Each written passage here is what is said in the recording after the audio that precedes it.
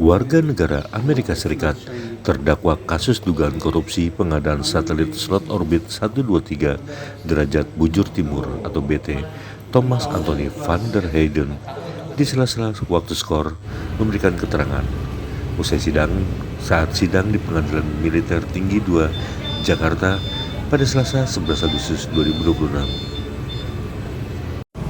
What do you think about the court and tuntutan 8 tahun ya, denda 750 juta?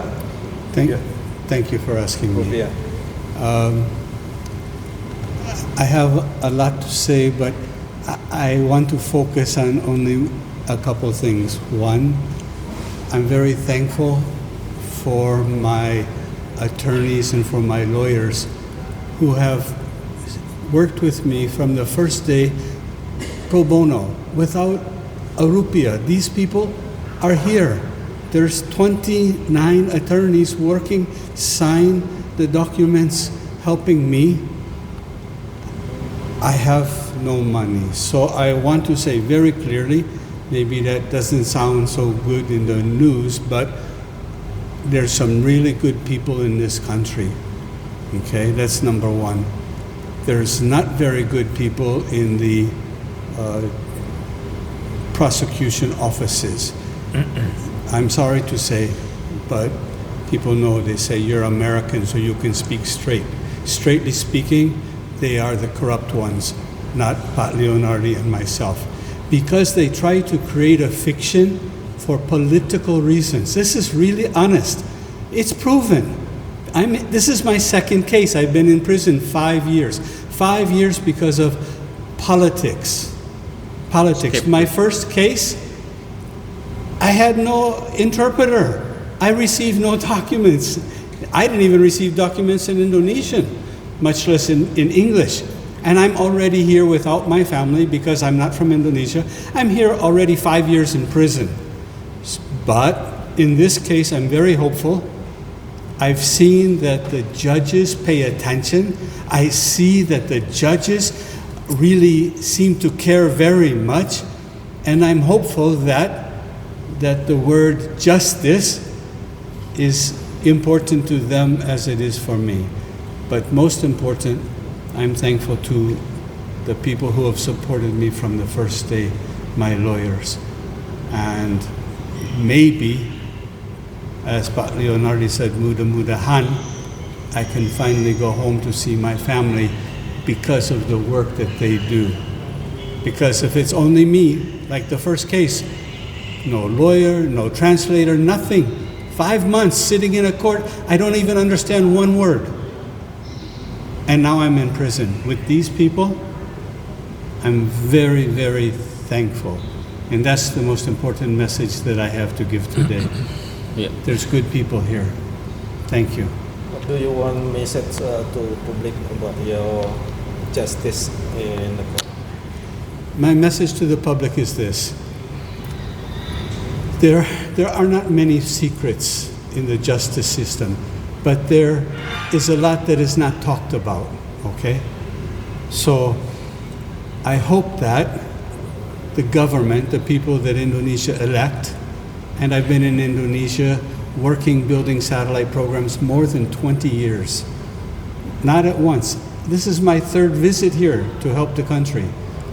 But I hope that the people will find the best people to elect to be the government, and that the government, because it can only come from the top, okay?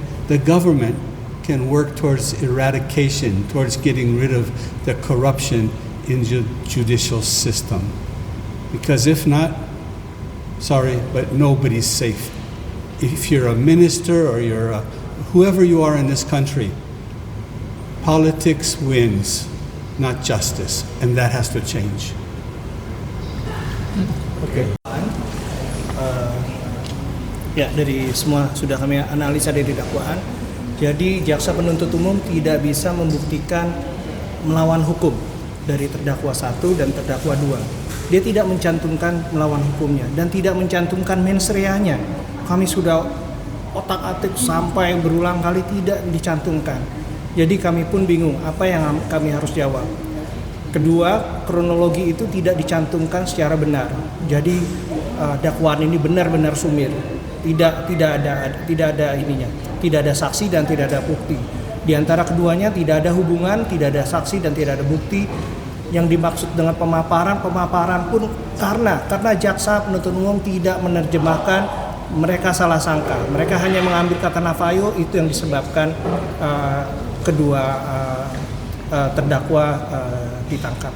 Saya mau jelaskan bahwa pemaparan yang dimaksud oleh jaksa itu adalah presentasi lama yang dilakukan ke Menkominfo, dipakai sebagai alasan ditangkap kedua terdakwa. Sudah kami konfirmasi di semua para pihak yang mempunyai data itu, mereka pun bilang bahwa ini hanya pemaparan biasa dan sudah terjadi pemilihan nafayo. Jadi poin-poin itu yang akan disampaikan dalam pledoi Pak. Salah satunya itu, karena jaksa tidak mengerti bahasa Inggris, tidak mencuplikan kata-kata mana yang menyebabkan pengarahan. Pengarahan itu hanya bisa dilakukan kepada orang yang satu, orang gila, tidak waras, anak kecil, atau di bawah pengampuan, atau perintah jabatan yang memaksa, atau memakai hadiah iming-iming. Tidak ada satupun dari bagian pengadaan pokja penyelamat yang dianggap seperti itu. Kedua, di sini jaksa penuntut koneksitas menghapus yang namanya pokja penyelamatan dan pengadaan. Padahal di situ ada alurnya. Alurnya adalah ahli memberikan semua nasihat kepada pengadaan dan pokja. Di sini dihapus semua. Dan pokja penyelamat dan pengadaan itu ditandatangani oleh menteri langsung, oleh sekjen. Jadi apa yang kami lakukan semua sah dan sudah benar. Pledoinya berapa halaman nanti, Bang? Kami punya 700 halaman. Untuk bal yang Jangan lupa subscribe ya.